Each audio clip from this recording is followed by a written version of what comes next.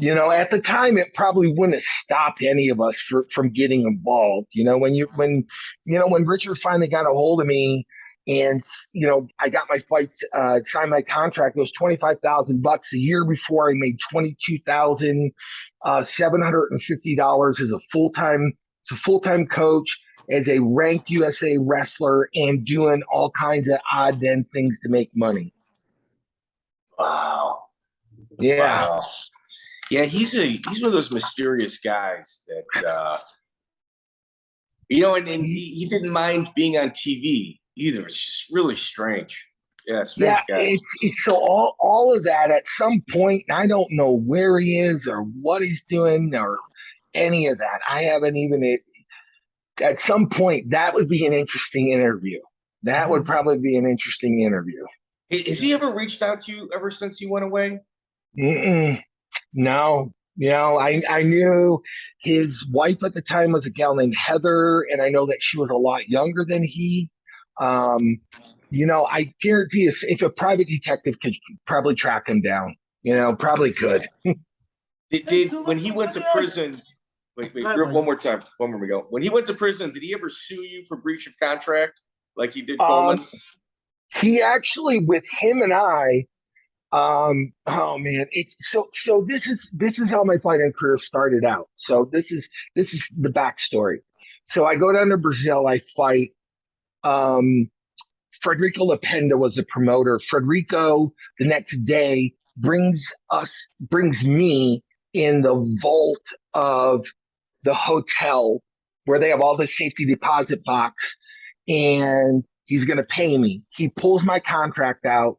He looks at my contract and he says, okay, here's this, this, and this, and this. He's paying me in cash. And he goes, okay, there's a local tax. The local tax down here is $7,000.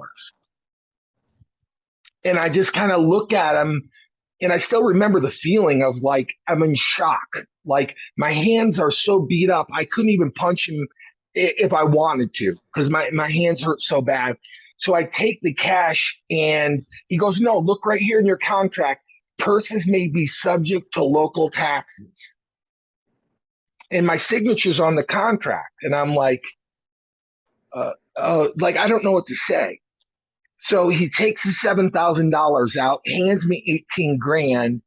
And I'm like, still to this day, I'm like, what?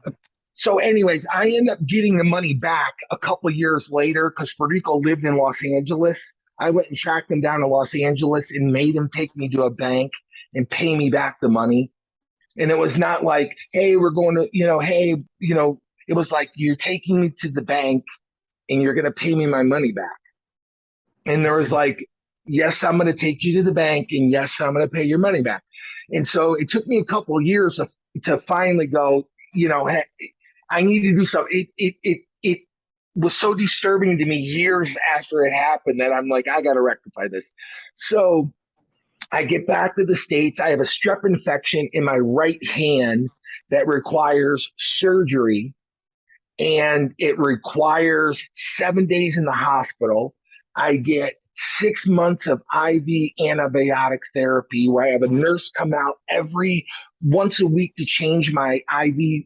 So this is my first fights. And then to top all that off, Richard Hamilton hands me an itemized bill for his services. So listen, this is better. So I get this itemized bill, and it says on the itemized bill, like, towel, $50, towel service, $25, supplements, $500. He has this itemized list, which itemizes like $13,000 worth of stuff for a 4-week, 5-week training camp.